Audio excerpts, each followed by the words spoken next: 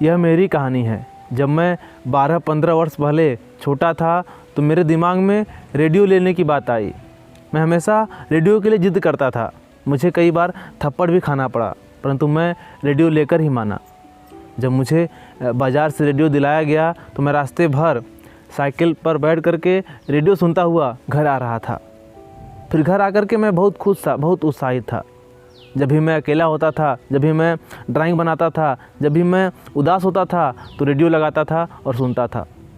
और सच मानिए दोस्तों, रेडियो सुनने से मेरी सारी उदासपन हट जाता था, मेरी सारी निराशा ख़त्म हो जाती थी। जब मैं दुख में होता था तो मेरा दुख दूर हो जाता था। जब मैं अकेलापन में होता था तो मेरा अकेलापन दूर हो जाता था। आपको पता है वह आवाज़ किसकी थी?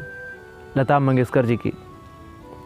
उनके आवाज़ में एक ऐसी मधुरता थी, एक ऐसी मिठास थी जिनको सुनते ही आपका दिमाग बिल्कुल साफ़ हो जाता है, प्रसन्न हो जाता है। कल सरस्वती पूजा था और आज एक सरस्वती हमारे बीच से चली गई। यह क्षति केवल हिंदी सिनेमा तक ही सीमित नहीं है, अपितु यह क्षति पूरे देश के लिए है।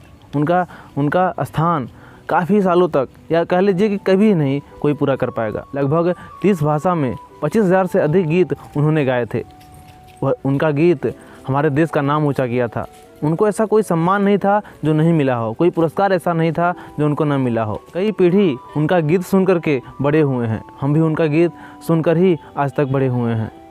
उनका गीत ऐ मेरे वतन के लोगों जब उन्होंने गाया था तो पूरा देश रो उठा था।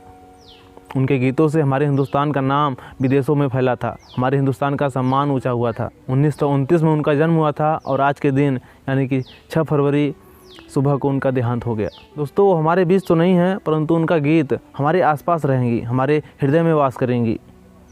और जब भी हम उदास होंगे, हमारे उदासी का हल उनके गीतों में छिपा होगा। दोस्तों, मैं ईश्वर से दुआ करता हूँ कि ईश्वर उनकी आत्मा को शांति दें और मैं उनको भावपूर्ण श्रद्धांजलि देता हूँ।